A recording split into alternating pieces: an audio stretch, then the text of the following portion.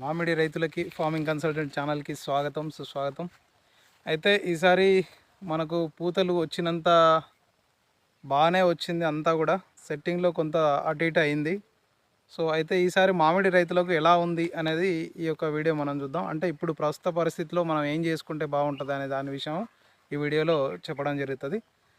So ముందుగా ఇప్పుడు ఏసారి ఎట్లుందంటే మామూలుగా మనం ఎక్కడ చూసినా పూత అనేది చాలా బాగా వచ్చింది. ఆ పూతల్ని చూసి చాలామంది రైతులు చాలా సంతోషం వ్యక్తం చేశారు. అయితే ఈ పూతల సమయంలో ఏమేం జరిగింది మనకు అంటే, మనం ఎప్పుడూ వీడియోల ద్వారా చెప్పాల్సిన విషయాలు మీకు తెలియజేస్తూ నేను మీ మధ్యలో వస్తూ ఉన్నాను. సో ఇప్పుడు మీకు ఎట్లా మీకు అంటే ఇప్పుడు తేనె మంచు ఉధృతి కొంత కంట్రోల్‌లోనే ఉండే, పురుగు కూడా అంటే మనం సెమీ లూపర్ అంటాం కదా! అది కూడా కంట్రోల్‌లోనే ఉండే. కాకపోతే పూతల మీద బాగా ఈసారి తామర పురుగు అంటే మనం ఏదైతే కోడిపేను అని కొంతమంది నల్లి అని ఇలా మనకు త్రిప్స్ మెయిన్‌గా. సో ఆ ఉధృతి ఎలా ఉందంటే మంచి తెల్ల పూతల మీద దాని ఉధృతి పెరిగి సెట్టింగ్ అనేది చాలా డిస్టర్బ్ చేసింది. దాదాపు మీకు కొంత డిస్టర్బ్ అయినా ఆ స్ప్రేలు చేసి కంట్రోల్ చేయగలిగితే కొంత అంటే ఒక 20-30% డ్యామేజ్ జరిగినా మిగతా అందన్నా సెట్టింగ్ అనేది జరిగింది. సో అలా 1, 2 స్ప్రేలతో అంటే ఒకసారికైతే పోలేదు. ఈసారి త్రిప్స్ ఎలా ఉందంటే ఒక 5 డేస్ అయిన తర్వాత మళ్ళీ రిపీట్ అవ్వడం, మళ్ళీ దాన్ని చూసుకోకపోతే మళ్ళీ అది మొత్తం డ్యామేజ్ చేయడం ఇలా జరుగుతూనే ఉంది. అది ఆ తేనె మంచు పురుగు గానియండి, అట్లే ఈ యొక్క తామర పురుగు.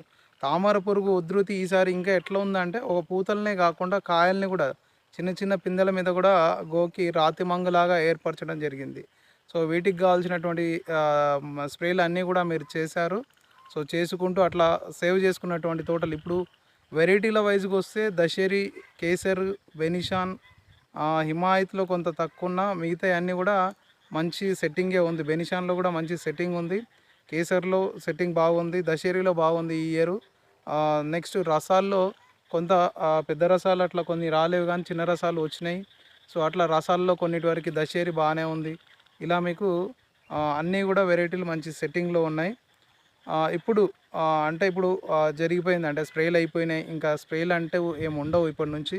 ఫిబ్రవరి అంటే మార్చికి వచ్చేసాం కాబట్టి ఇప్పుడు మీరు ఏం చేసుకోవాలి, ఆ ఉన్న కాయని మనం సైజుకి తెచ్చుకోవడానికి ఇప్పుడు మనం ఈ టైంలో 1/4 వంతు అంటే ఒక పావు భాగం మనం వర్షాకాలంలో వేసేటటువంటి ఎరువులలో ఇప్పుడు ఒక పావు భాగం మాత్రం అడుగున మీరు పాకెట్ అప్లికేషన్ అంటే ఈస్ట్ వెస్ట్ నార్త్ సౌత్ అంటాం కదా, అలా మీ యొక్క డ్రిప్పరు అంటే డ్రిప్తో నీళ్లు పెట్టే వాళ్ళకి ఆ డ్రిప్పరు పడే దగ్గర సపోజు ఒక 10 సంవత్సరాల మొక్క ఉందనుకోండి, దానికి యూరియా, పొటాషు, ఈ డిఏపి కానీ వీటిలలో అన్నీ మనం ఎంత అనుకుంటాం, ఒక్కొక్క కేజీ అంటే 3 కేజీలు అనుకున్నాం అనుకోండి. ఇప్పుడు పావు భాగం అంటే ఎంత వస్తుందండి? అదొచ్చేసి అదొక 250 గ్రాములు, ఇదొక 250 గ్రాములు, ఇదొక 200, అంటే మీరు దాదాపు ఒక హాఫ్ కేజీ వరకు వేసుకోవచ్చు. అంటే ఆ డ్రిప్ల దగ్గర ఎక్కడెక్కడ డ్రిప్ పడుతుందో అక్కడ డ్రిప్లో పారతో ఇట్లా తీసి ఆ హాఫ్ కేజీని ఎన్ని డ్రిప్పర్లు ఉన్నాయి దాన్ని ఈక్వల్ చేసుకొని ఆ డ్రిప్పర్ పడే దగ్గర తీసి మట్టి కప్పి వాటర్ పెట్టుకుంటే ఫస్ట్ పదనుండాలి, ఇది వెయ్యాలి, తర్వాత మళ్ళీ తడివ్వాలి. ఇలా చేసుకుంటే అంటే ఇప్పుడు మీకు కాయ సైజు రావటం, నెక్స్ట్ వచ్చే సంవత్సరానికి కూడా చెట్టు తన యొక్క కాపు నిలుపుకోవడానికి హెల్ప్ అవుతూ ఉంటుంది అన్నమాట దీని కారణంగా. సో ఇది కూడా దృష్టిలో పెట్టుకొని రైతులు ఈ ఫర్టిలైజర్ అప్లికేషన్ చేసుకోవాలి ఇప్పుడు.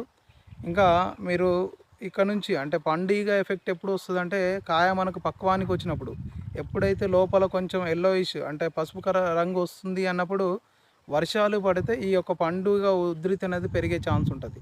మరి ఆ పండుగని మనం ఎలా కంట్రోల్ చేసుకోవాలి అంటే దాని యొక్క కోశస్థ దశ అంటే గుడ్డుని నివారించుకోగలగాలి. సో దానికై మిథైల్ పారాథియను మీకు 50 గ్రామ్స్ వరకు పాదుల్లో వేసుకుంటే దాని యొక్క ఎగ్స్ని బ్లాస్ట్ చేయడానికి అవకాశం ఉంటుంది.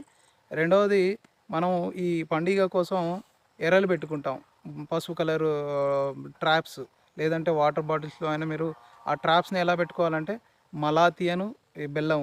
మలాథియన్ వచ్చేసి 2 లీటర్లకి 50 ఎంఎల్, ఒక 200 గ్రాముల 2 లీటర్ల నీటిలో 200 గ్రాముల బెల్లం ఈ మిశ్రమాన్ని కలిపి మీరు చెక్క ముక్కలను తీసుకొచ్చి ఒక పళ్ళెంలో పెట్టుకొని ఈ ఏదైతే నేను రేషియో చెప్పానుగా 2 litres water, 50 ML malathion, 100 gram 200 grams బెల్లాన్ని కలుపుకొని చెక్క ముక్కల్ని మనం ఎట్లా బిస్కెట్ అంటాం కదా, బయట మార్కెట్లో దొరికే బిస్కెట్ సైజ్ అంటే ఆ సైజులోనే ఆ చెక్క ముక్కల్ని అందులో నానబెట్టుకోవాలి. 24 గంటలు నానబెట్టుకున్న తర్వాత ఆ ముక్కల్ని తీసుకొని మీరు చెట్లకి అంటే ఒక 5-6 చెట్లకి ఒక బిస్కెట్ని వేలాడదీయడం. అంటే ట్రాప్స్లో అయినా సరే, పిరమిడ్ ట్రాప్స్లో వేలాడదీసినా సరే, లేదంటే వాటర్ బాటిల్స్లో కైనా మీరు అట్లా వేలాడదీసి పెట్టుకోవడం వల్ల ఇప్పటి నుంచి అంటే ఎప్పుడు వర్షాలు పడతావో తెలియదు. వర్షాలు పడ్డప్పుడు ఒకవేళ పండు కనుక మెచ్యూరిటీ అంటే ఇప్పుడు కొంతమందికి డిఫరెంట్ సైజెస్ ఉన్నాయండి.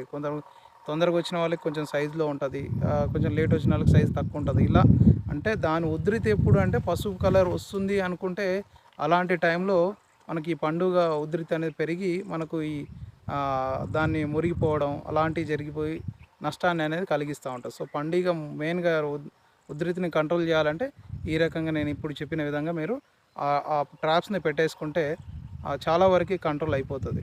ఆ పండుగని మీరు నివారించుకోవచ్చు. ఇప్పుడు మీకున్నటువంటి మెయిన్ సమస్యలు ఇవే అండి.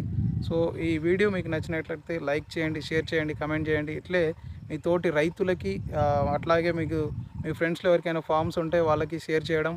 దానివల్ల సరైన టైంలో సరైన ఇన్ఫర్మేషన్ వాళ్ళకి రీచ్ అయ్యి జరగాల్సిన నష్టం కానివ్వండి, వాళ్ళు చేసేటటువంటి తప్పులు ఏమైనా ఉంటే అవి సరిదిద్దుకోవడానికి అవకాశాలు కానివ్వండి, ఇవన్నీ వాళ్ళకి తెలుసుకొని వాళ్ళ తోటల్ని కాపాడుకుంటారని.